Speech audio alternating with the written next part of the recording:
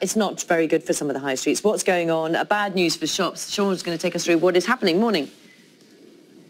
Morning. Yeah, there's lots going on at the minute. I mean, not necessarily here, but the issue is later on in the day, even when the shops are open, it's still might not be as busy as people would like. One quick example, this Marks & Spencer closed at the weekend, and you can see here there are so many other M&S's around in the area that the company have decided they just don't need one on a high street. So there are a couple of things that are out this morning, a couple of reports that represent the issues going on. One is consumer spending. That was down in July compared to last year, and people thought after the heat wave, the World Cup, that actually might carry on a little bit. That didn't happen, it seems, so say Visa, the credit and debit card company. And then the other one is footfall, the amount of people hitting our high streets.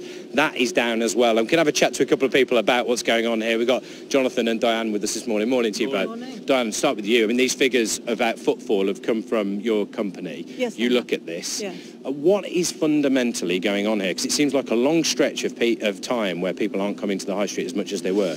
Well, there's a lot of overstatement around the death of the high street. The high street itself, i.e. the external environment, the side of the place we're in Northampton, is actually fairly resilient. Footfall dropped by just 0.8% last month. So it's not a huge drop at all, but there is a long-term decline across the UK because some of us are spending our money online, so that's inevitable. Shopping centres, the closed malls that we go into, the nice enclosed managed environments, they're struggling a little bit more.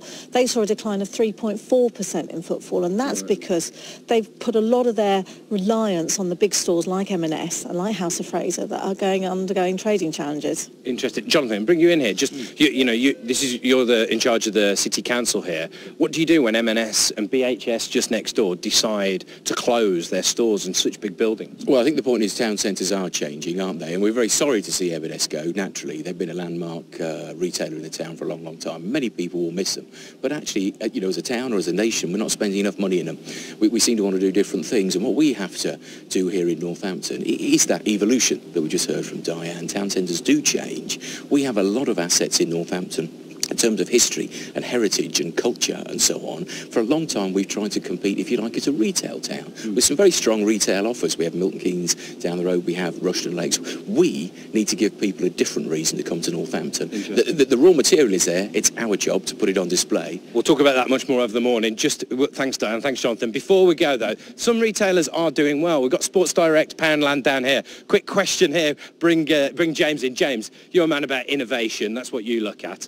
Just want, Sports Direct, Poundland doing well, but what's needed for the whole high street to do well? We need a whole new industry, high-tech, really attractive in terms of store design, store merchandise, and the whole attitude and conduct of the management has to change.